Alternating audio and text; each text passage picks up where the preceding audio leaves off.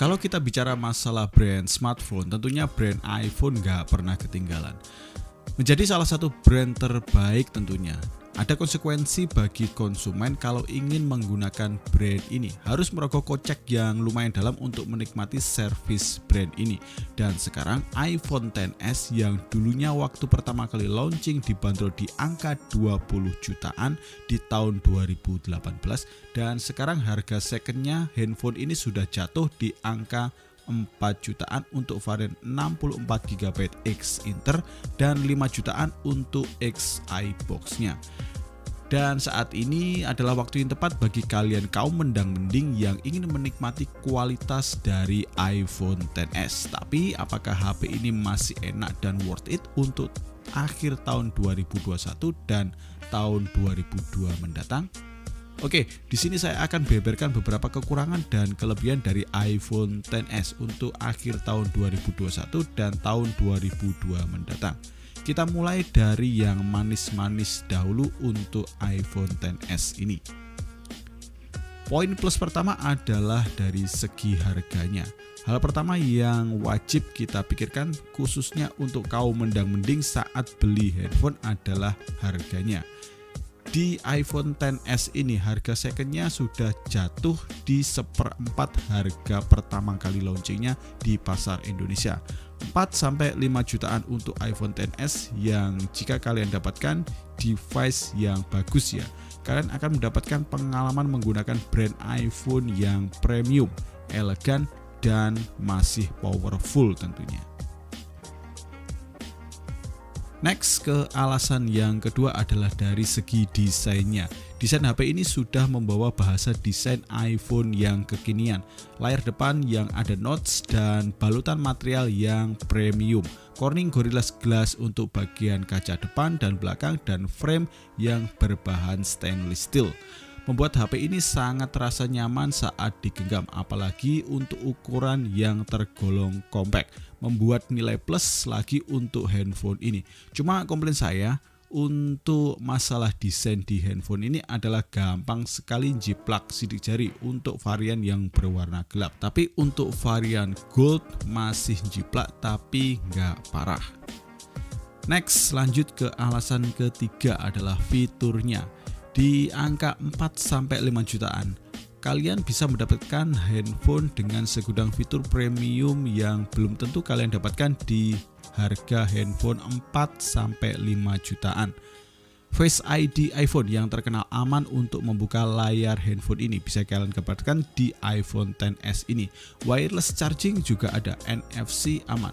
Kualitas layar Super Retina OLED display dengan kerapatan 458 ppi yang sangat nyaman saat dipakai bermultimedia. IP68 juga ada ya, tapi kalau untuk handphone second sih nggak saya saranin kalian pakai ya untuk dicelup-celupin di dalam air. Dan terakhir adalah kenyamanan upgrade operating system yang terjaga dan tepat waktu dari Apple. Next, alasan keempat adalah layarnya. Meski HP ini belum memakai layar kekinian dengan refresh rate yang tinggi, tapi untuk urusan multimedia handphone ini sudah jempolan. Pakai panel display Super Retina OLED Full HD Plus dan refresh rate masih 60Hz, itu nggak ada komplain dan nggak masalah bagi saya.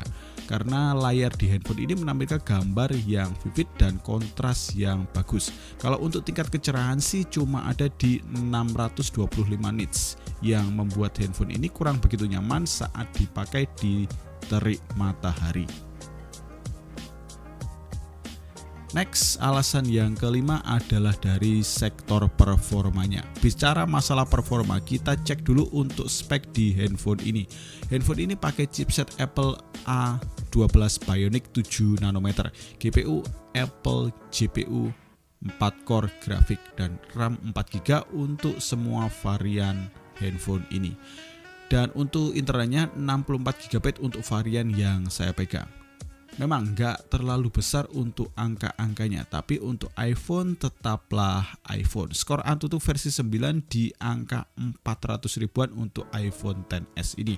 Untuk performa harian buka tutup aplikasi sih masih sangat nyaman, masih enak.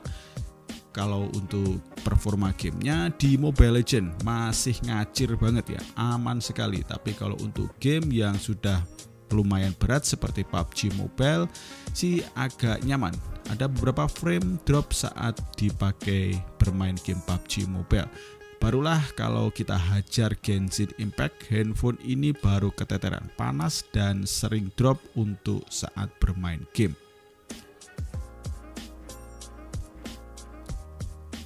Dan inilah alasan terakhir untuk HP ini, yaitu kualitas perekaman videonya. Untuk saat ini iPhone masih juara untuk kualitas perekaman video, apalagi untuk Insta Story-nya. Bagi kalian yang hidup di dunia Instagram wajib sekali pakai iPhone, karena story di Android manapun belum ada yang bisa ngalahin kualitas story di iPhone. Masih jadi the best untuk saat ini untuk kamera, terutama di perekaman kameranya. Oke, setelah bicara yang manis-manis, kita bicara yang pahit-pahit untuk handphone ini. HP yang mungkin buat kalian ogah untuk beli handphone ini dan melirik brand sebelah untuk kalian pakai. Yang pertama adalah dari segi baterainya. HP ini cuma dibekali baterai berkapasitas 2658 mAh dengan kecepatan daya charger maksimal di 15 watt. Hal yang sering saya keluhkan saat pakai handphone ini adalah boros. Memang boros nggak masalah kalau kita dikasih daya kecepatan charger yang cepat, jadi seimbang.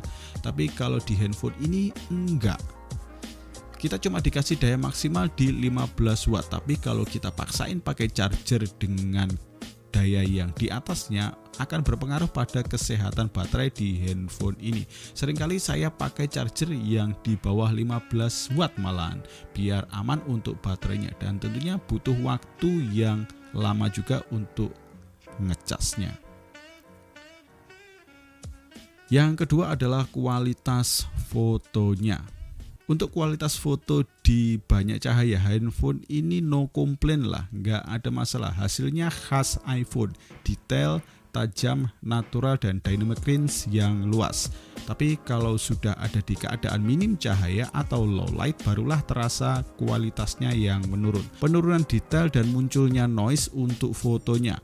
Untuk fitur night mode di handphone ini belum tersedia ya. Jadi kalau kalian suka foto-foto di kondisi minim cahaya, mending pikir-pikir dulu atau skip di iPhone yang sudah ada fitur night mode-nya. Misalnya di iPhone 11.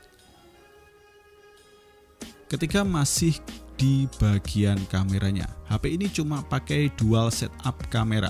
Kamera utama 12 megapiksel f1.8 support OIS, dan kamera tele 12 megapiksel f2.4 support OIS 2 kali optical zoom.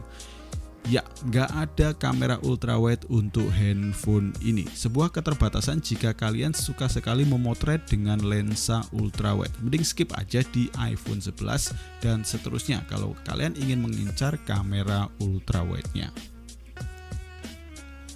Dan kekurangan terakhir yang saya keluhkan di iPhone XS ini adalah ukurannya. Memang HP ini compact, enak digenggam, dan ukuran layarnya cuma 5,8 inch. Tapi kalau kalian pecinta game, jelas ukuran layar segini sangat jadi masalah. Kenyamanan saat bermain game jadi kurang maksimal, kurang lebar untuk layarnya. Oh iya, ada tambahan satu lagi yang bikin saya kurang suka pakai handphone ini. Handphone ini nggak ada fingerprint sensor ya. Jadi saat masa pandemi gini cuma pakai pilihan Face ID, dan ini bikin repot. Harus buka tutup masker saat mau buka handphone ini. Oke lah, itulah tadi beberapa kekurangan dan kelebihan dari iPhone XS untuk dipakai di akhir tahun 2021 dan tahun 2022. Terima kasih sudah menonton video ini dari awal sampai akhir. Semoga video ini bermanfaat, dan jangan lupa like dan share video ini ke teman-teman kalian. Saya Dodi Mehmet. Assalamualaikum warahmatullahi wabarakatuh. Ciao.